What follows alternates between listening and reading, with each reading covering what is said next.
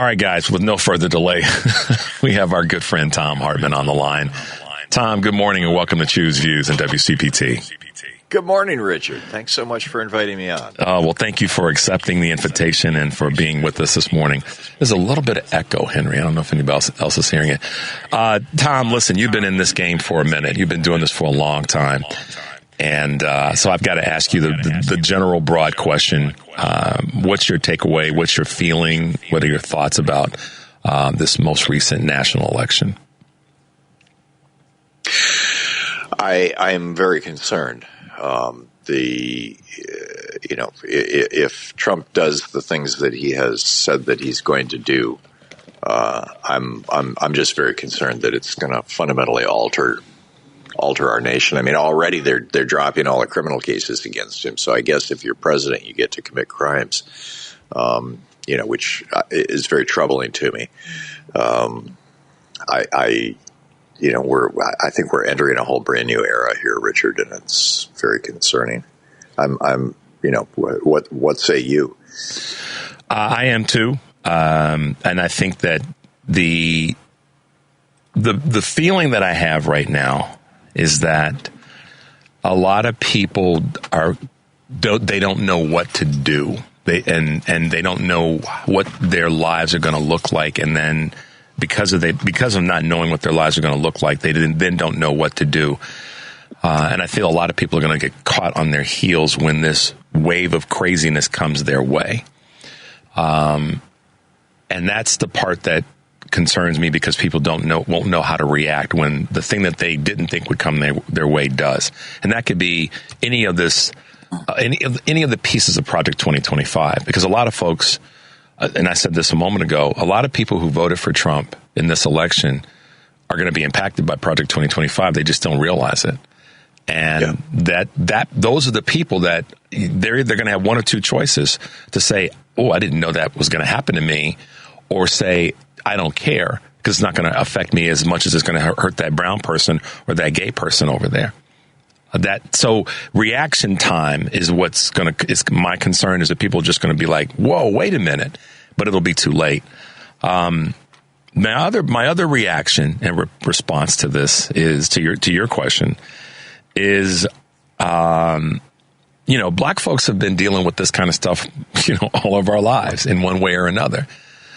And I fear that your and my white colleagues who haven't gotten it for as long as you've been preaching it, folks, and certainly me too in my life, they're not going to understand how to navigate when the ire of a disruptive government comes at them. They're just not going to know how to deal with it.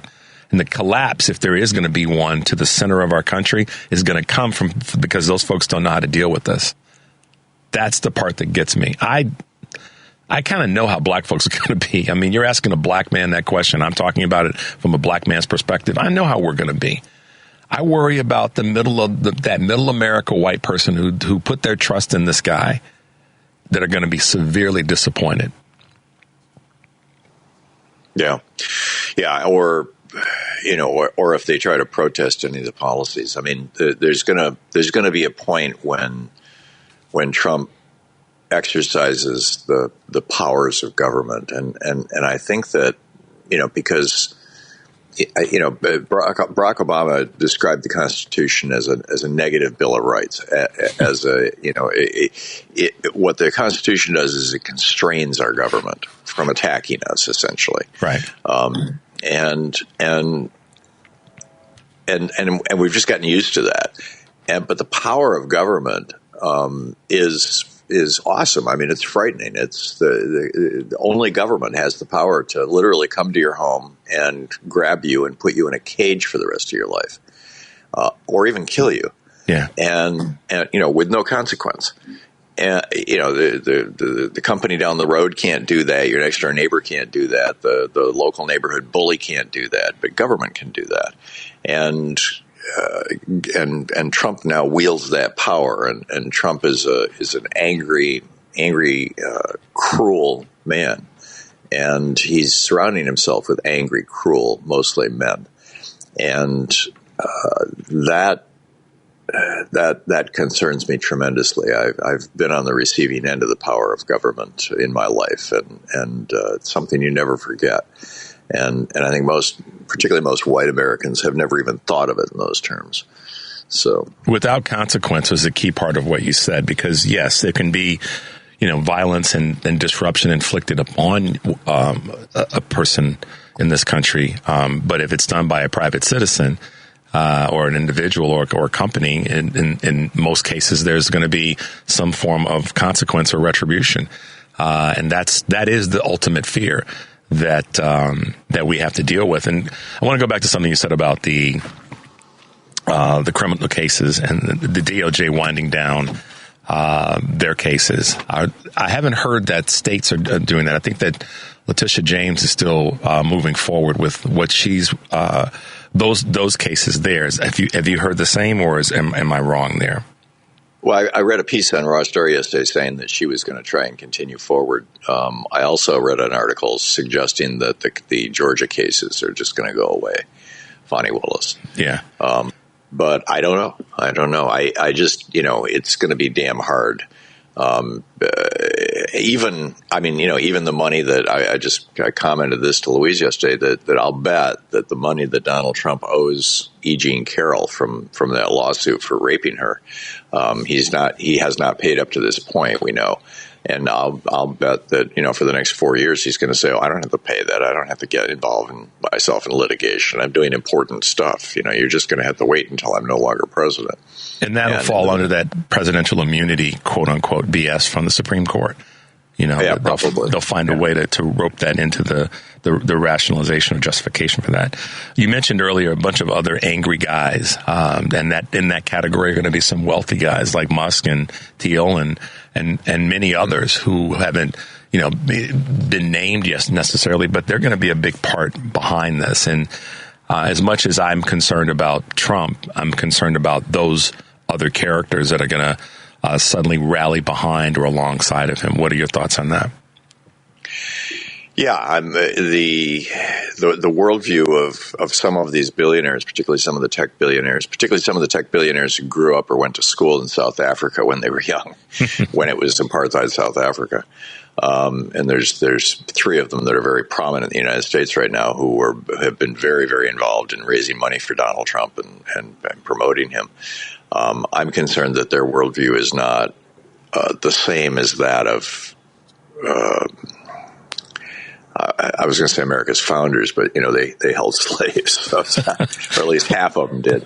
But you get my point. It's that they don't view our democracy the way that I think most Americans do, and that they're comfortable with authoritarianism. That there's this big effort to turn San Francisco into a new right wing paradise or something like that, and it's been largely taken over by right wingers anyway. But it concerns me tremendously. The other thing that concerns me is that I believe that Trump doing even a small percentage of the things that he's promised he's going to do, whether it's radical and abrupt tariffs, and you and I have talked about tariffs before. I'm a fan of tariffs, but not the way that Trump is talking about doing it. Right. Doing that. The mass deportation stuff, these things will be economically extraordinarily disruptive. And so I'm just very concerned that he's going to crash the economy too. Yep. And that will then make scapegoating, particularly of minorities, a whole lot easier for him. Actually, it will not boomerang back on him. He'll use it as a weapon rather than trying to deal with it. But we'll see. I mean, all we can do is, sitting around wringing our hands is not going to do much good. All we can do is just, be here for ourselves, the people around us, and do the best we can every day, and keep going forward. Yeah. One of the things that you just said that I do want to talk about for a minute, Eric Grant, who hosts the family meeting here on WCPT, and both of us are in our other lives, concerned about the markets here in the U.S. for all the practical reasons that you just said, and crashing the economy, or certainly driving the economy in a certain direction, is definitely favoring those who have liquidity and the ability of these multimillionaires, if not billionaires, to be ready to stand there and scoop up, the leavings, as I like to say, as my father used to say. They're ready to scoop up the leavings, and that's the part where people that are the middle America people who said that they were voting for their pocketbooks are going to be harmed to such a degree. And it breaks my heart in so many ways, Thom, that people voted. They really did vote this time, probably more than 16. They voted against their interest, as we use that phrase. And it's like they don't even give a damn. Yeah. Yeah, they hate other people more than they are concerned about their own future and their children's future. I think you could also argue, though, that part of that is that Democrats failed to make that case. I don't know how to make the case better than the Harris campaign did. I mean, I thought she did an extraordinary job, but clearly a lot of Americans don't think that there is a risk associated with Donald Trump. In fact, they think there's an opportunity associated with Donald Trump. So, yeah, I think that the case was made, like your point, it couldn't have been made any better. And if so, what would that have been? But this is not meant to sound negative, but there's some issues that our country just continues to repeat to not want to deal with. And it starts with racism and sexism. And look at the numbers in terms of where voting was. I mean, I think you said this so many times, Thom, and this is one of the things that I really appreciate about the research and the work that you do when it comes to history, is that we do kind of keep repeating some crazy things about our history, expecting that there's going to be change to the future. And it doesn't happen because we don't deal with some of these core things of racism, sexism, and Christian nationalism. And it just keeps repeating itself. Yeah, well, the sexism, literally goes back to the Bible. All right, I mean, it goes back to the beginning of humanity, and that's kind of a really large topic. The racism, there has never before been a multiracial, pluralistic democracy. You've got countries in Europe that are struggling with this right now because of the waves of immigration that came about when Putin bombed the crap out of Syria, and you ended up with 4 or 5 million Syrian refugees, brown-skinned Muslims coming into white Christian Europe, and that is flipping government after government to the right. You've got a woman who came out of the fascist party running Italy right now. You've got kind of a semi neo-fascist who's largely in power in Sweden. In Germany, the AfD party is growing, which is to say the very least, growing. And there's been this hard swing to the right across Europe, and it's almost all being driven by race. So, this idea that we have been promoting largely just since the 60s, that America can be a fully functional multiracial society, I don't think people realize how it literally has never been done. And I think it's going to take a lot more work. I think and a lot more conversation, a lot more discussion, and a lot more, candor. And Trump, of course, and the Republicans are going in the exact opposite direction. Yeah. They just kind of want to go back to the 50s. We're not going to talk about it. We're not going to do anything about it. Things are the way they are, and it's just fine with us because white men pretty much run everything, and we're going to keep it that way. Damn it. And clearly, half of America's voters are of that mind. And, again, this is one of those areas where I don't see any easy answers, and I don't have any glib responses, other than, time, I suspect, particularly as America becomes majority minority. But, But still, I mean, South Africa was majority minority for centuries. Yeah. And still, it had apartheid and does largely to this day, even though it's not legal and institutional, it's social. Yeah. And that's what I used to work in. I've worked in South America, and you see it more there than I've worked on 5 continents, but in South America in particular, there's a very clear racial hierarchy. I worked in Colombia and in Peru, and I've spent some time in Brazil and Mexico, which is Central America, of course, and it's not part of the law anywhere. But the simple reality is, the lighter that your skin, the more economic and political power you most likely have. Yeah, and which is why I think in America, I mean, it's not to interrupt you, Tom, but I want to partner with your statement, which is why in America right now we're seeing that the communities that are coming from South America are aspiring not to be, in some ways, of their own heritage, but to be, white-esque in the United States of America. And it's proving itself out in terms of the voting shift. I mean, I'm not crazy there.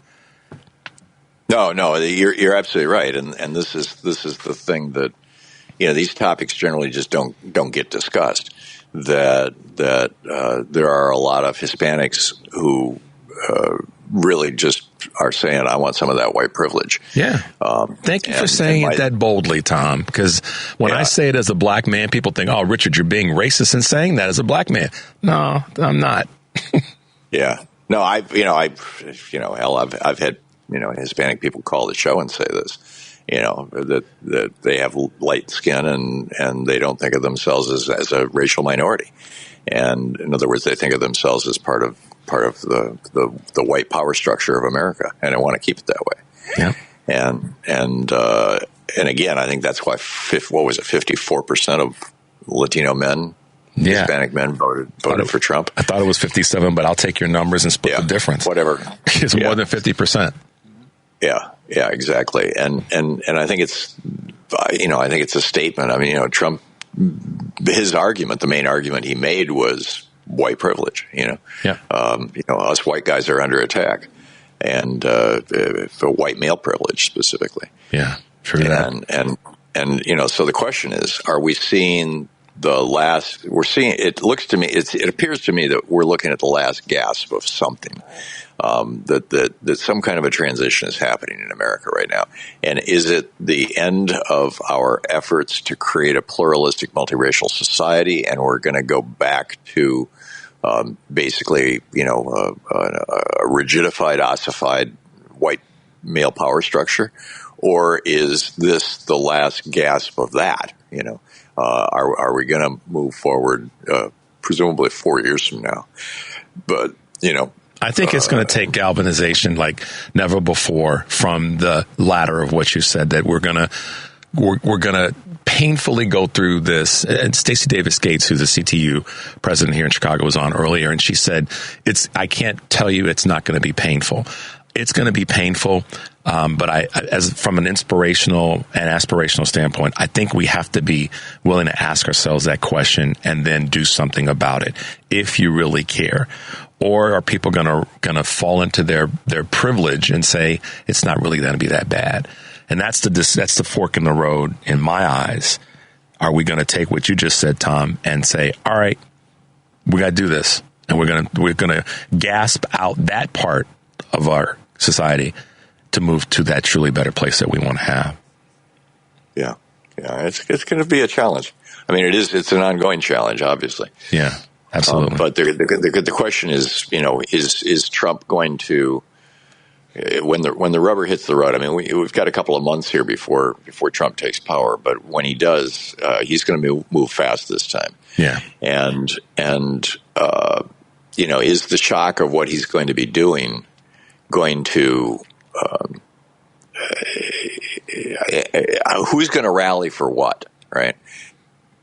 Yeah, that's exactly right, and people don't. That's why I said earlier. I think that the folks who thought a certain way or are thinking a certain way aren't prepared for what could and very well may happen in 60 to 90 days. And that's where the test will be met, in my belief. So.